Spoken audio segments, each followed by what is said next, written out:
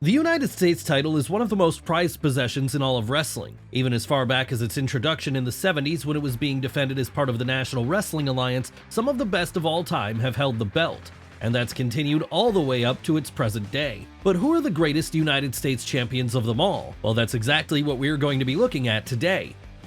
And where better to start than with the man who revived its fortunes in 2015, John Cena. Now, of course, 2015 wouldn't be the first time Big Match John held the secondary strap. No, he also had runs with it early on in his career, specifically in 2004. And put together then, they create a body of work which would have made the inaugural holder, Harley Race, proud. Of course, for as much fun as those initial two runs were fun to watch back when Cena was still a hungry up-and-comer trying to prove himself, it's really the latter reign which solidified him as one of the all-time great US champions, as it was this one which saw him bring the belt back to prominence after years of it being treated like an afterthought.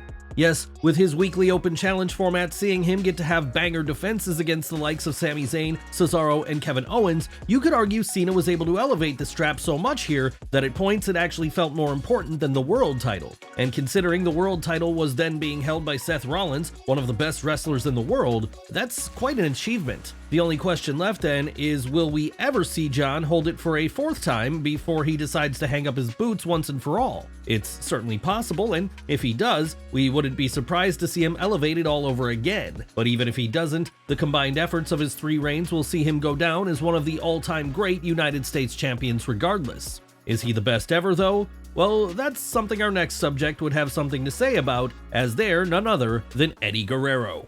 That's right, Latino Heat also earns himself a spot in today's video for the fact that he had two excellent runs with the US title. And what's more, he did this across two separate companies. How did he manage such a thing? Well, when he first won it back in December of 1996, the belt was still being defended in WCW, the company which had risen out of the ashes of NWA-affiliated territory Jim Crockett Promotions. And it was here he got to show why he was one of the best to ever do it when he had blowaway bouts against the likes of Syxx, Chris Jericho, and Dean Malenko. Then, once he eventually lost it to the latter, Eddie bided his time and waited for his next opportunity to come along. An opportunity which happened in 2003, as it was then that, now a part of WWE, he'd compete in a tournament to crown the inaugural holder of the revived belt. No prizes for guessing that it would be Eddie who won this tournament after beating Chris Benoit in the finals then, allowing him to call himself two-time champion. And this run would see him get to have another string of great defenses against performers such as Rhino, Tajiri, and John Cena.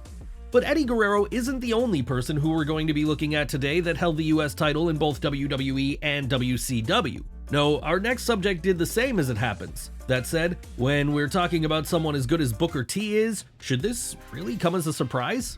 Of course not. Rather, it should be obvious that Booker would be one of the rare competitors to cross promotions with the belt even as far back as his initial run in March of 2001. He was already one of the best wrestlers out there. Hell, this was exactly why, knowing it was about to go under, WCW chose to book the Houston native to win the gold on the last ever episode of Nitro, just in case the belt died off forever after that. After all, they wanted the last person in that lineage to be someone who could live up to the memory of champions past, and Booker fit the bill better than most on the roster then. Thankfully though, this wouldn't be the last time he won it, as years later, once it was revived under the WWE banner, the five-time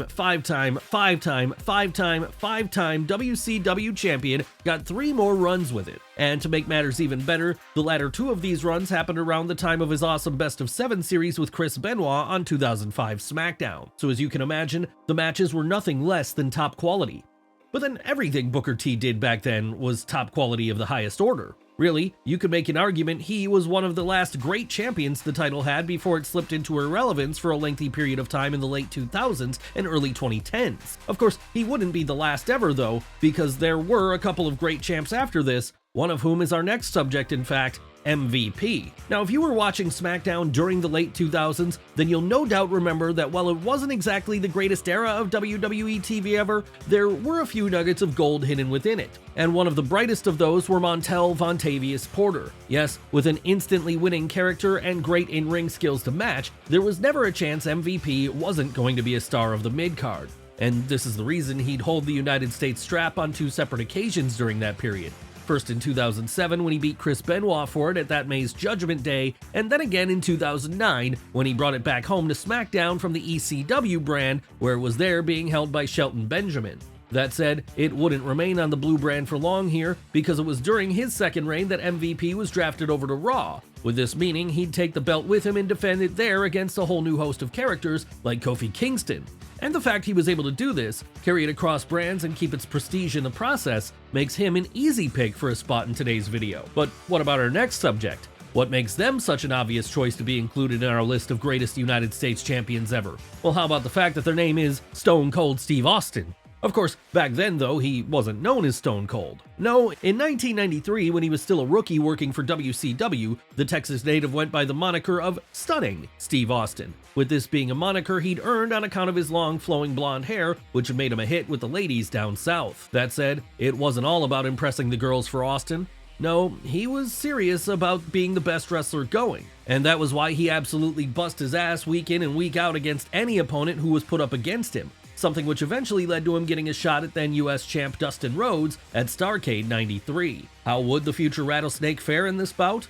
About as well as you'd expect, because in an absolute classic, he'd get the better of Dustin to win the title for the first time. And after that, now established as a future player, he'd go on to have a 240-day run which saw him have a string of excellent defenses against performers as varied as the Great Muta, Johnny B. Bad, and Ricky the Dragon Steamboat. Hell, even when he eventually dropped the belt to the Dragon at Clash of the Champions 28 on August 24th, 1994, it wouldn't be the last time he held it, as just 1 month later, Austin got a brief second go-round with the belt. Of course, this one only lasted a few minutes as Jim Duggan would almost instantly beat him for it, but that didn't really matter in the end of the day because his 2 times holding the secondary strap were enough to see him eventually reach that next level anyway, a level in which he ascended to the absolute top of the industry. Yes, WrestleMania main events were the normal order of the day for Stone Cold at his peak, and he's not the only former US champion who later went on to main event WrestleMania, as the same exact thing happened with our next subject, The Miz.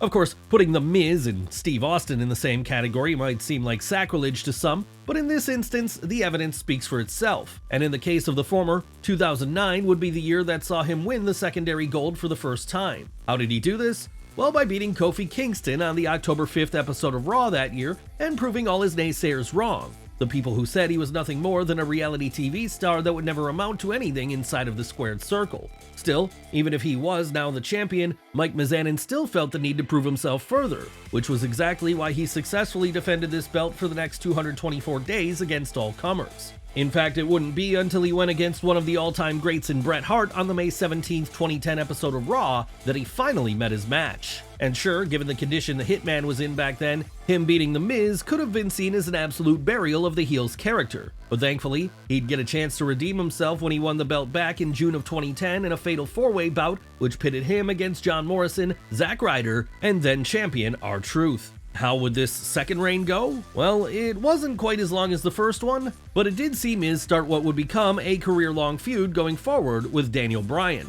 And it all peaked with the end to the first chapter of that feud as it happened, because it would be at September 19th, 2010's Night of Champions pay-per-view that, after weeks of being verbally goaded by the champ for being nothing more than an indie darling, the American Dragon defeated the heel in order to win the belt for the first time himself. And it wasn't like this loss hampered The Miz either, as him beating John Cena in the main event of WrestleMania to successfully defend his WWE title less than 12 months later proved. No, like with so many greats who held the United States title early on in their career, it was this period which allowed Mike Mizanin to develop further and become the man he always knew he could become.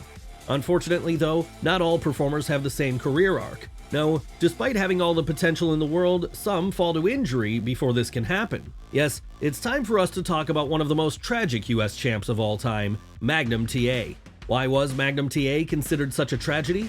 Well, like we alluded to a moment ago, injury would take him down before he ever got a chance to dethrone Ric Flair for the NWA World's title, and in the process, become the new top babyface of Jim Crockett Promotions. But that doesn't mean he didn't have an excellent run prior to this, as throughout 1985, he'd hold the US belt on 2 separate occasions. And with this still very much being the Southern Wrestling territorial era of its history, the matches in which the strap were contested over by Magnum and his challenger of the month were usually hard-hitting and brawling in their nature. Hell, there's a solid argument to be made that the bout which started his second reign, an I Quit steel cage match against Tully Blanchard at Starrcade 1985, is still to this day the greatest cage match of all time. And it wasn't just Tully that Magnum TA was putting on barn burners with at this time either, as he was also going after the entirety of the Four Horsemen, with the plan being that he'd eventually topple the leader, the Nature Boy, and win the big one from him. But as we all know now, a car crash in the autumn of 1986 put a stop to that, and so instead, the best thing we have to remember him for is the time he made the United States title feel as important as it ever did.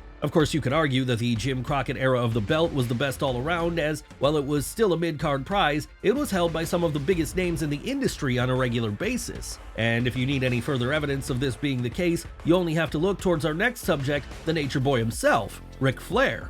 That's right, before he was the 16+ time world champion, the dirtiest player in the game was working his way up the ranks by first winning the secondary prize of the National Wrestling Alliance. And over the course of his career after that, he'd go on to hold it a record 6 times, giving him the record for both world title and United States title runs. As to when he first won it, well, that would happen at a house show on July 29, 1977, when he beat Robo Brazil for the honor, with him there going on to begin a string of 5-star defenses as only he could. Sure, he would eventually lose the strap to Ricky Steamboat 84 days later, but that wouldn't be the end of his time holding it, as over the next 3 years, he'd win it back a further 4 times. Then, years later in 1996, he'd technically have a 6th run with the belt, though it should be noted that this run isn't recognized by everyone. No, as there was a situation where the one-man gang had won the gold from Kensuke Sasaki not long prior to this, and then Sasaki had unofficially won it back immediately after the fact. The lineage gets a little fuzzy for a few months, but with WCW and WWE at least officially recognizing this as Flair's 6th reign, we're inclined to include it here. And even if they didn't think of it as a real one, it wouldn't be the first time the Nature Boy had won more titles than others had said he had. But what of one of Ric Flair's greatest rivals? What of the man who was such a perfect foil for him for many years? How did his own time with the United States title go? Well, let's find out now as we look at the man they call Sting. Yes, considering he's just retired from in-ring competition at March 3rd's AEW Revolution pay-per-view, now feels like the perfect time to go back to Steve Borden's early days when he was still trying to prove he could be a top-level player. Of course, by the time he rose to the level of being able to win the US strap for the first time, Jim Crockett Promotions had already morphed into World Championship Wrestling. And it was under this banner that he technically became the inaugural champion while it was in that form. Who would he beat to win the belt? Steve Austin, as it happened, and after holding on to it for 86 days and then dropping it to someone we'll get to in a moment, he'd fully ascend to the world title picture with yet another breakout performance against Ric Flair. But that didn't mean he'd never return to the belt which first made him a star. No, in 1995, in fact, he'd snag it for a second time after beating Scariest Man Alive, Ming, in the finals of a tournament. Hell, he'd even fall into its orbit a 3rd time years later in 2015 when, at that September's Night of Champions pay-per-view, the Stinger challenged the man who'd walked into the night as US champ, Seth Rollins. And while he wouldn't win that belt here, just seeing him be in such close proximity to it again after all these years felt like a nice blast of nostalgia for long-term fans. But let's cycle back for a moment again, because just a few seconds ago we talked about the man who dethroned Sting to end his first reign with that particular strap. So let's look at him in more detail now, as he had a great run of his own. Who are we talking about here? Why, Rick Rude, of course. Sure, it may have only been 1 reign, a relatively low amount compared to some of the other great champions we've already discussed today, but Rick Rude certainly made that 1 run count, because after pinning Sting at November 19th, 1991's Clash of the Champions 17, he went on to have one of the best spells with it in its entire history. It didn't matter if it was Ricky Steamboat, Nikolai Volkov, or then WCW World Champion Ron Simmons, everyone the Ravishing One went up against was forced to bring their A-game, because if they didn't, then they were going to fall to his skills in short order.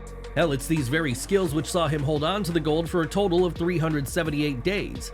And it's those same skills which saw no one ever be able to dethrone him for it. That's right, in the end, no one could pin or submit Rick Rude at the start of the 90s in order to take his most prized possession away from him. No, in the end, the only thing that could bring him down was injury. Was it sad that such a memorable run had to end in that manner? Sure, but in some ways, it only adds to the myth of how great the Minnesota native was. And it obviously convinced his bosses in WCW that they could be doing more with him, as not long after he came back from injury, he'd be moved further up the card to the level of International World Heavyweight Champion, the forgotten world title, title the company briefly created after Ric Flair left for WWF and took the big gold belt with him. Really, for that reason alone, you have to consider Rick Rude to be one of the most successful United States champions of all time. But he wasn't the only person of that era who used the belt to springboard themselves towards world title success, because the exact same thing happened with our next subject too, Lex Luger. Now, in the case of Lex Luger, he'd have a similar career trajectory to his longtime friend Sting, as by playing the plucky young babyface working his way up the ranks of WCW, he'd start off by winning the United States title. In his case though, he'd actually win that particular strap before the Stinger ever did, with him nabbing it while the company was still called Jim Crockett Promotions. It all happened back in July of 1987 at the Great American Bash. That was when the All-American did the most 80s thing he could by overcoming the Soviet menace of Nikolai Volkov in order to win the strap which most directly represented the Stars and Stripes. And after winning it, he'd go on an excellent run for the next 138 days as he defended against all comers. And that wasn't the only time he held this belt either.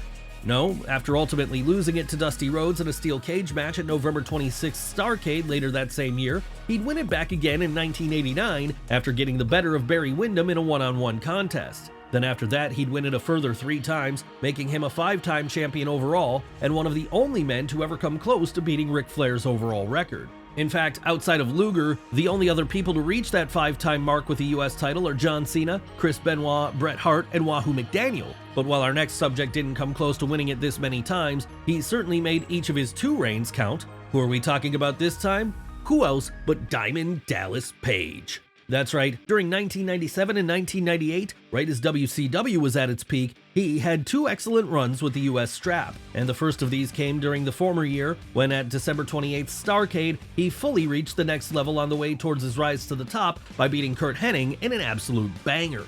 And what a run he went on following this then, as over the next 112 days, Page proved to everyone why he deserved to be champion, with him going up against everyone who wanted to challenge him and sending them all packing by the end of things. Of course, eventually he was going to have to drop the belt to someone, something which happened when he faced off against Raven in April of 1998. But come October of that year, he'd have won it right back again by defeating none other than Bret Hart in another TV classic. Why no third run for DDP then? Well, after that he ascended to world title level and had no more need of going after the US Championship, as it had already done its job in terms of helping him reach the next stage of his career. But then the same thing could be said about pretty much everyone else we've looked at today, as between them, they all show how important a title like the United States one can be in serving as a bridge for a young up-and-comer to get access to the top of the card.